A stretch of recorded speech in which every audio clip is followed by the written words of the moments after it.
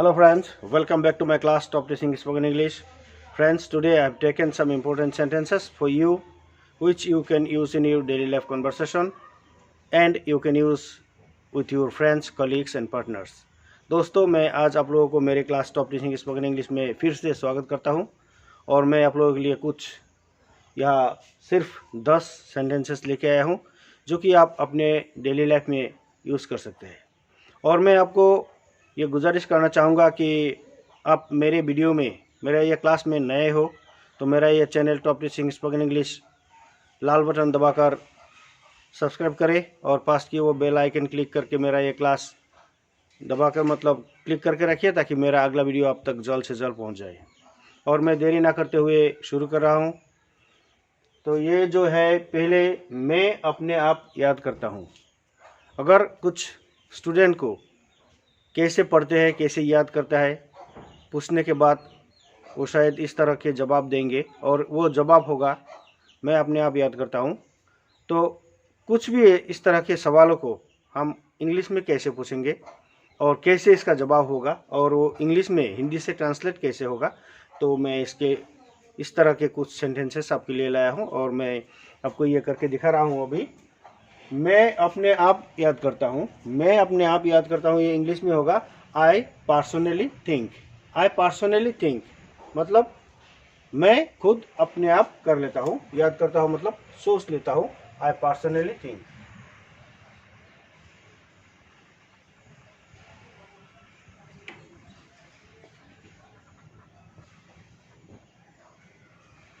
I personally think, मैं अपने आप सोचता हूँ मतलब याद करता हूँ। मैं आपके पास कितने रुपए कर्जदार हूँ, ये कितना नहीं कितने। मैं आपके पास कितने रुपए कर्जदार हूँ। मैं आपके पास मतलब मैं आपसे कर्जा लिया था, कुछ दे दिया और कुछ बाकी रह गया, तो उस समय इस तरह की सेंटेंस आएगा मैं आपके पास कितने रुपए का कर्जदार हूँ। तो ये सेंटेंस हम इंग्लिश में कैसे बोलेंगे? How much money do I owe to you.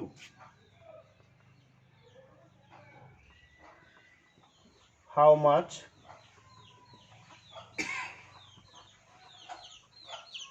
money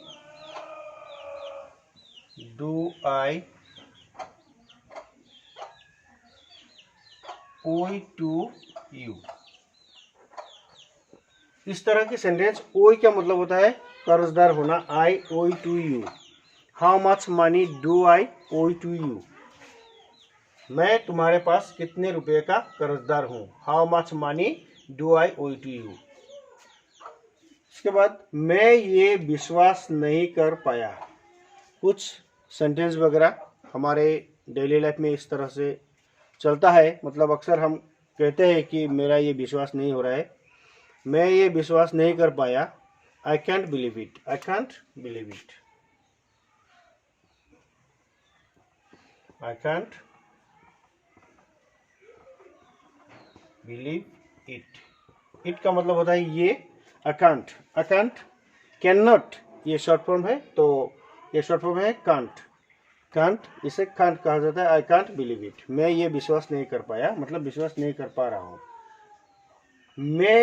क्या मैं तुम्हारा फोन यूज कर सकता हूँ? क्या मैं तुम्हारा फोन यूज कर सकता हूँ, ये एक सवाल है। ये जो सवाल है ये एक मॉडल क्वेश्चन है। जैसे कि हम मॉडल जो बार मॉडल बार यूज करके हम इसे कर सकते हैं। जैसे may I use your phone please.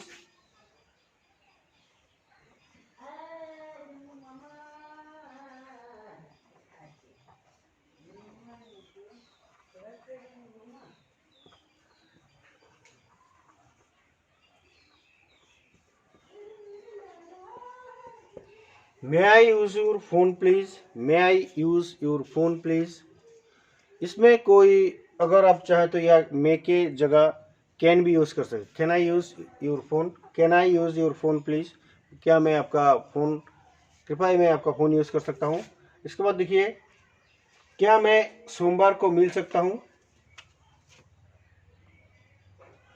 क्या मैं सोमवार को मिल सकता हूँ, मिलने का जो वादा था या कुछ प्रोग्राम था वो अगर फ्यू मतलब कैंसिल हो जाने के बाद दूसरा प्रोग्राम जब हो रहा है तो हम इस तरह से समय ले रहा है कि क्या मैं आपसे सोमवार को मिल सकता हूँ, तो इस तरह का सेंटेंस इंग्लिश में हम कैसे बोलेंगे? क्या मैं सोमवार को मिल सकता हूँ? Can I see you on Monday? Can I see you on Monday?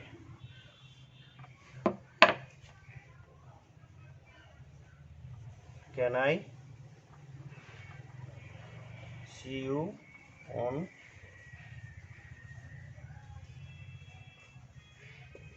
Can I see you on Monday? Can I see you on Monday? क्या मैं आपसे सोमवार को मिल सकता हूँ? तो इसके बाद है देखिए नंबर 6, क्या तुम ये मेरे लिए पकड़ोगे? पकड़ोगे मतलब पकड़ना कुछ चीज़ों को, क्या तुम ये मेरे लिए पकड़ोगे? थोड़ा तुम ये मेरे लिए थोड़ा पकड़ोगे, ये सेंटेंस को हम इंग्लिश में कैसे बोलेंगे? Can you hold this for me? Hold का मतलब होता है पकड़ना। Can you hold this for me?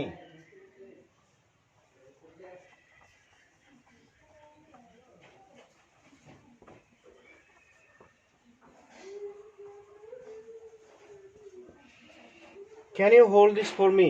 Can you hold this for me? क्या तुम ये मेरे लिए पकड़ोगे?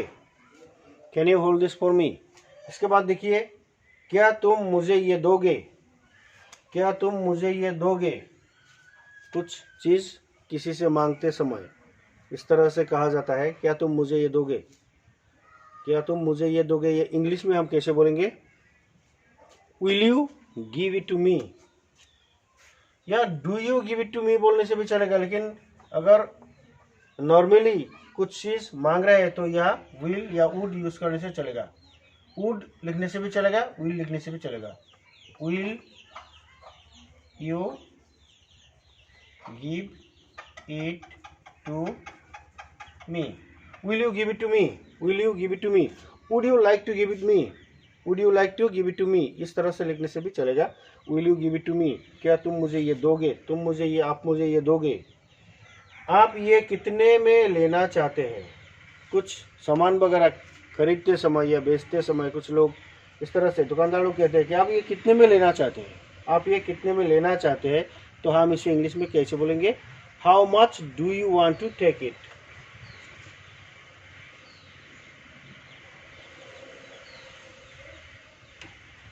How much do you want to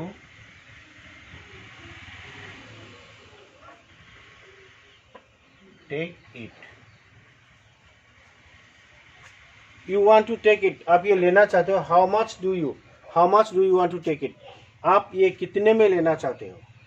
आप ये कितने में लेना चाहते हो? इसका सेंटेंस इंग्लिश में हम बोलेंगे how much do you want to take it? कितने में से आप ये लेना चाहते हो? आप मुझे कृपया वो किताब देंगे? आप मुझे कृपया वो किताब देंगे? ये विल यू पास मतलब कुछ सामान वगैरह किसी से थोड़ा सा एक दूसरे के ऊपर से मतलब किसी को देने के लिए उसे पास कहा जाता है। क्या ये आप मुझे पास कर देंगे? मतलब मैं अगर किसी को कुछ दे रहा हूँ तो ये थोड़ा उस तरफ पास कर दो। इस तरह से हम ये सब सेंटेंस को इंग्लिश में कहते हैं आप मुझे कृपया वो किताब देंगे। तो हम इसे ऐसे बोलेंगे कि will you pass me the book please?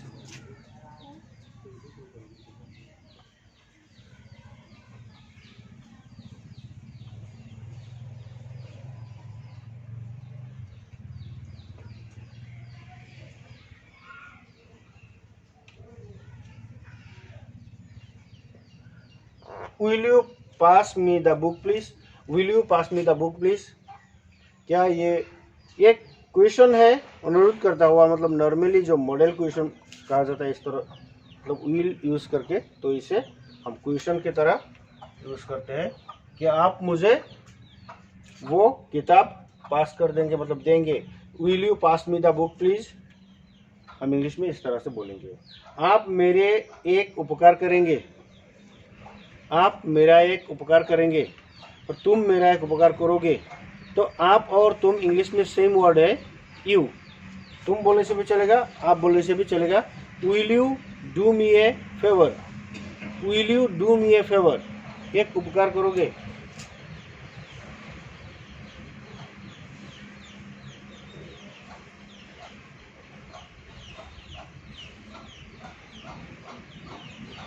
इस तरह के सेंटेंसेस को हम इंग्लिश में ऐसे ही बोलते हैं, will you do me A favour, क्या आप मेरा एक उपकार करोगे।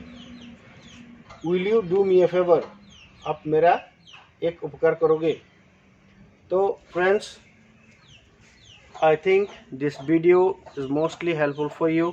If you practice these sentences again and again, you can speak in English fluently. So friends, thank you for watching this video.